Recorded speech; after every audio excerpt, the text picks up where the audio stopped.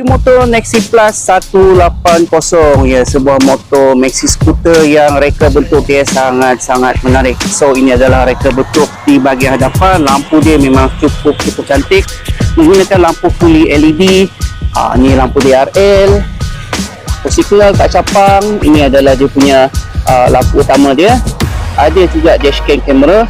Bahagian sisi dia macam ni, macam ada ngam ke tak ada ngam. So dekat bahagian depan datang dengan brake disc. Okay, so ada dual ABS. Bahagian tepi macam ni. Okay, so nice.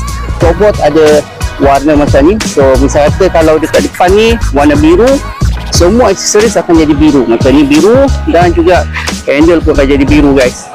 Jadi kalau ada warna lain, dia akan jadi warna lain. Okay, so ni adalah bahagian sisi dia. Okay, so bahagian belakang. Dan dia menggunakan dual exhaust. Engine 174cc, 18.2 horsepower dan juga 17.2 Nm of torque. Okay, motor ni ada traction control, ada ABS dual channel. Motor ni juga datang dengan TFT meter 6 inci dan juga dia ada compartment. Okay, dan juga ada charging port Type A dan juga Type C. Tangki adalah 8 liter. So harga sangat-sangat menarik, bawah RM9,000, iaitu dijual pada harga RM8,988. Jadi apa pendapat korang pasal motor daripada W Moto? Perang skuter belum habis lagi guys. So